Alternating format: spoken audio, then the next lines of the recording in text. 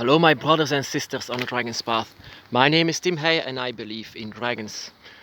Let's continue about these dragon symptoms that we all can have on our draconic awakening that we all have actually. And we cannot all compare themselves with what we all have, of course. Sometimes we all have different paths and all have different experiences. But some of these things we can share, and some of these things I like to share. In case that you don't come across of unpleasant surprises, maybe. Sometimes we can all share the same symptoms, like, for example, I am a bad sleeper. That wasn't always been the case. Has been a bad sleeper because of my draconic awakening, and sometimes I just I'm a bad sleeper. And the reason for that is my draconic awakening. My dragon sometimes show me things in while I am asleep. Not the dragon itself, but the symbols sometimes the dragon shows me. The dragon's eye is not something that I discovered on the internet or later on I discovered it, but not immediately. I was drawn to a sign that is a triangle, like I said to you a lot of times, and it was something that I could see inside of my dreams. But not only that, also something lessons that I could learn, and that is also something that we might share in the draconic path and the draconic experiences that we have. We might see signals, we might see signs, we might see things like that, like a triangle, but also like the night key or other symbols that can have to do with your draconic awakening. That is because the dragon wants to show you something. And all of these signals that we sometimes see in these symbols in our draconic path and in our sleep are not only just because we dream it, it's because the dragon wants to show us it. And that is something that you can share with everyone, because it's most of the time a draconic sign that you need in your path. The dragon is hoping that you can do something with it to open up the gates, and that is what worked for me, by the way. But it also caused that I had experienced bad sleep, a lot of it actually, and not only because of the signals, but also because of the nightmares that I had. I could experience the spirits behind the gates, and that is not only the dragon, but also other spirits and energies that you can experience through the gates that you have to go through to reach out for the dragon. And these spirits are not always that light, not always light workers, but they are always trying to be with you, sometimes even mimicking the dragon, and that is also something that you can experience while you are asleep, or maybe when you are meditating, or maybe when you even just close your eyes. That is enough sometimes to see something. And I had the same thing. It also caused me to be a vegan, by the way, to see all these spirits in sometimes they are inside of darkness, and yeah.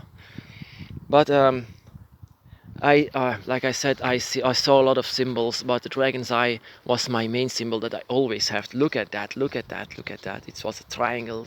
You are there, we are here, reach for us.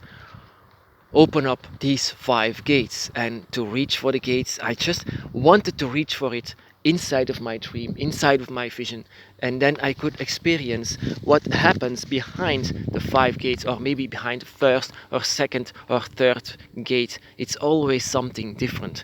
Every gate has a different guardian, every gate has different spirits, every gate has different energies, and that is also what you can experience when you are asleep, or when you have meditation or a vision. The dragon can manipulate sometimes your mind, so you can remember or you can see something that they want to show you. And in most cases there are numbers like 111, 222, 333, or maybe like in most cases symbols. And that is where actually symbols come from, because some people just see them inside of their dreams and they have a lot of meaning, and they use these symbols to do whatever their spirit or guardian is telling them to do. That is where it comes from. In our cases, it's always draconic, always, and it's always to be with the dragon, or to fight for the light, or to be a light worker, or to be a witch, or to use witchcraft with it. It's always meant to do good, for you, anyway. Yeah, like a pentagram was one of the most famous one that is ancient. The pentagram that is now seen as something, for some reason, demonic, but it's not. Even if you point it upside down, it's not demonic. It's just a sign that you can use in your magical life that you can have. It's all about opening the gates. It's all about making everything in balance, and that is just the same thing with the dragon eye. You are balancing the gates. Actually, they come the half to you, and you come half to them, and it's always about balance. The triangle is complete because it is balanced.